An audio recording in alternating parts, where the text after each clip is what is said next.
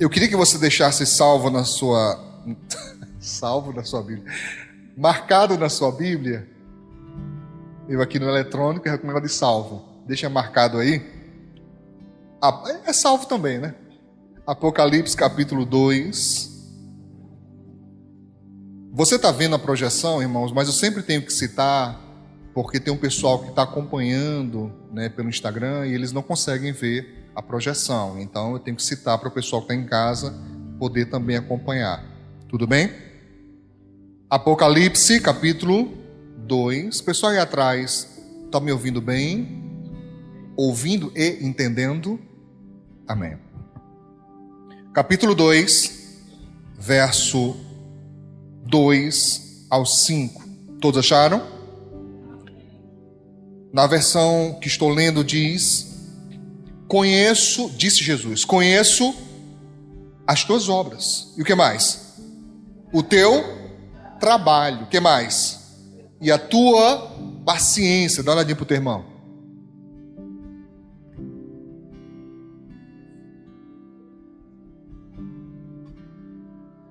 Deus conhece a tua paciência.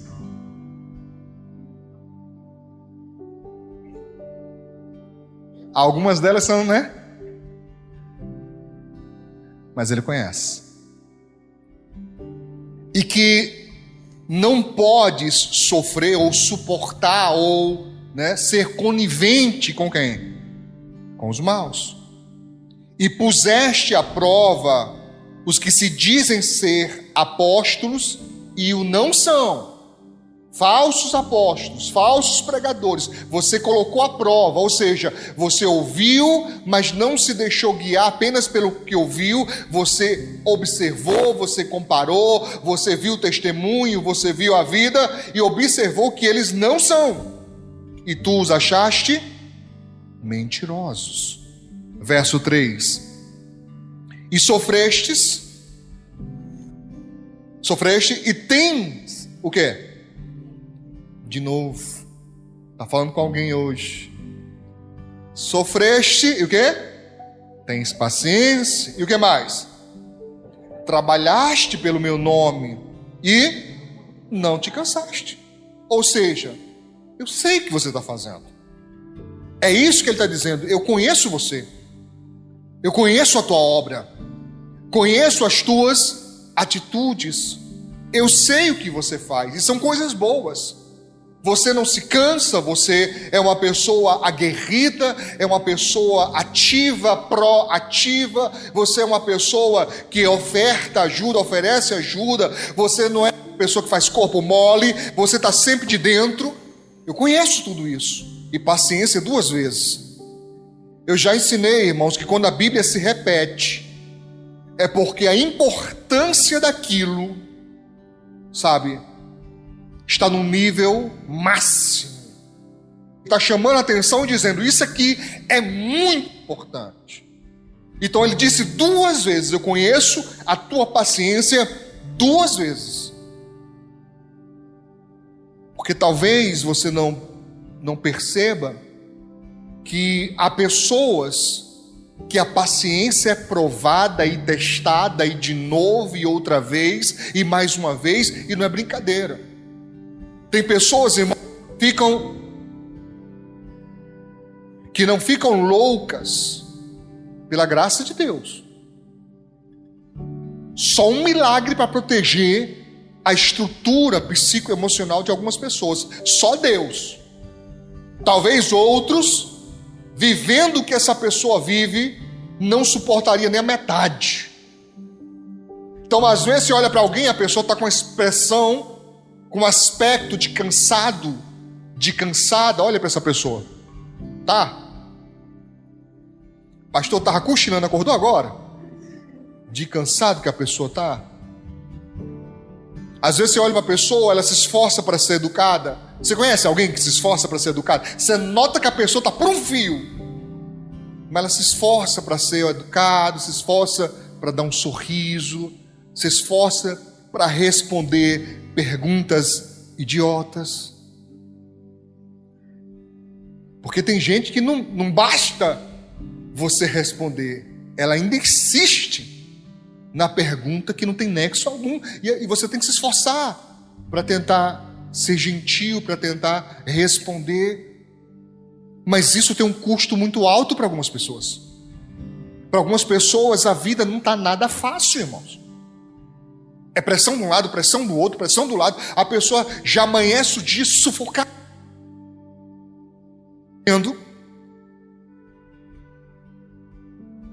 Ele está dizendo: eu conheço, eu percebo, isso está claro para mim e eu estou observando a sua vida. Amém? Ele falou: tudo isso é máximo, é maravilhoso, tudo isso tá ok, tudo bem.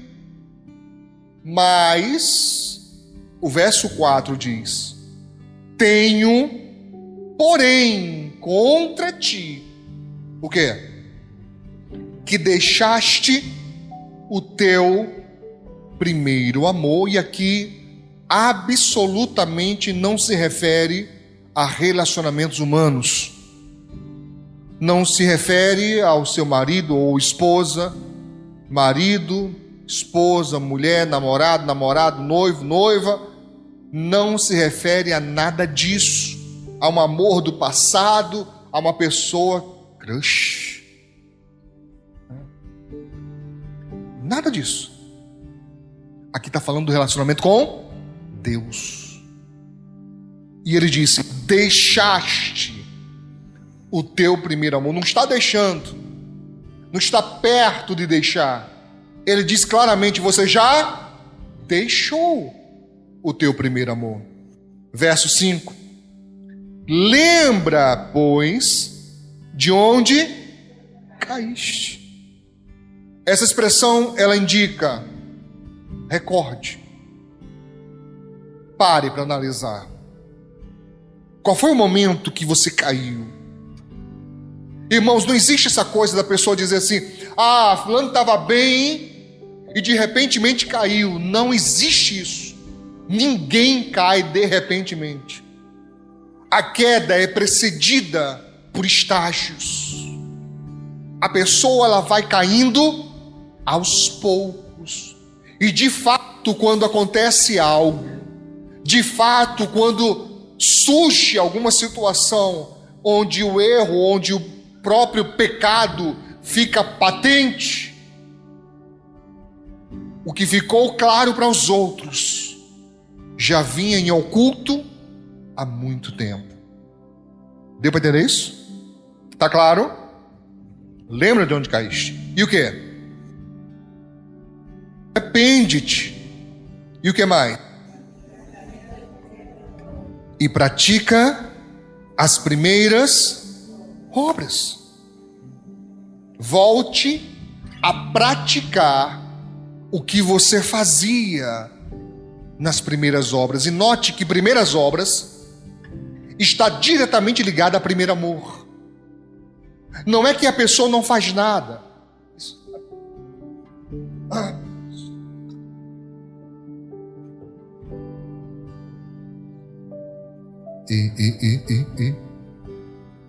Não é que a pessoa não faz nada. Ela faz. E segundo Jesus aqui, faz bem feito. Nunca parou de fazer. Note que quando ele, a partir do verso 2, começa a expressar, a conjugação verbal indica ato contínuo. Você está me entendendo? Você tem paciência. Sofreu? Ah, mas é passado. Mas ele continua fazendo. Se continua fazendo, provavelmente está fazendo coisa que lhe traz sofrimento. Nesse caso, perseguição. Nesse caso, sabe, rupturas. Não que a pessoa ela provoque o mal. Não é esse sentido. É no sentido de você querer agradar a Deus e ainda assim sofrer lutas e perseguições. Ele está observando tudo isso. Mas ele falou: mas eu tenho uma coisa. E glória a Deus que é só uma. Só que essa uma única é muito importante. Você deixou o primeiro amor. Ou seja, você está fazendo. Você continua fazendo. mas não faz mais por amor. Está entendido isso, irmãos? E ele falou, se lembra.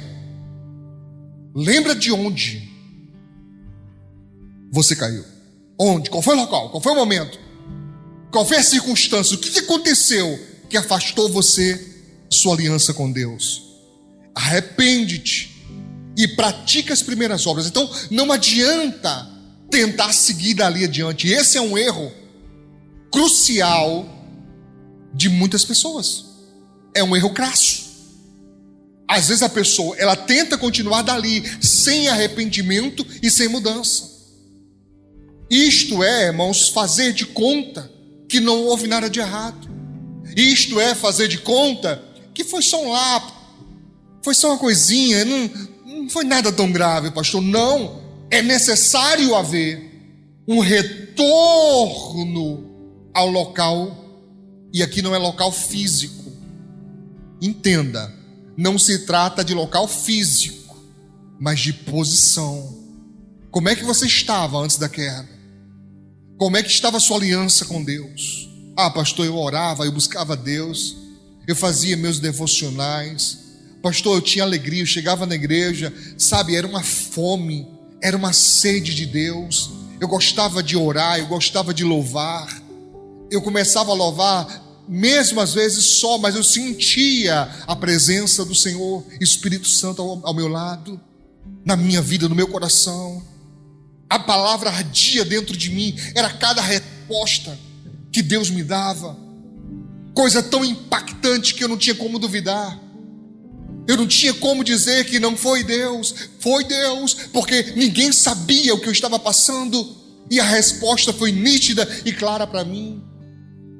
Mas então eu fiz uma escolha, ou uma cadeia de escolhas, uma gama de escolhas, que foram me afastando de Deus. Então hoje às vezes eu venho para a igreja quase arrastado, pastor.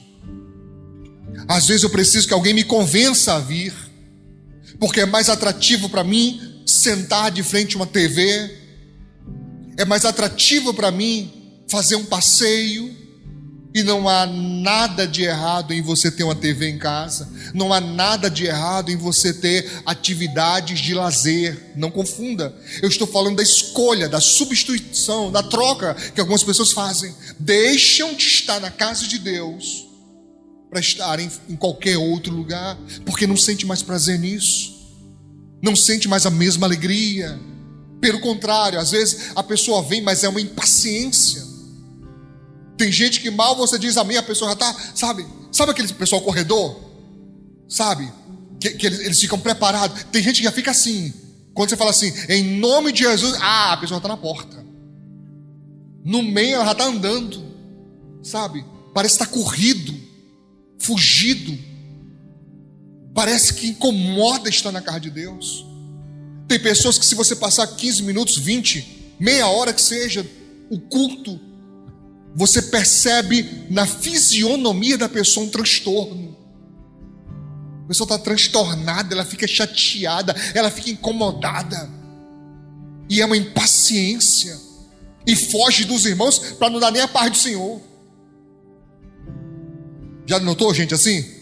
Você vai dar paz ao Senhor, passou. Não é mais nem a paz do Senhor, passou. De tão apressada que a pessoa está aí para casa, para quê? Para quê? Para ver um programa de TV, pastor?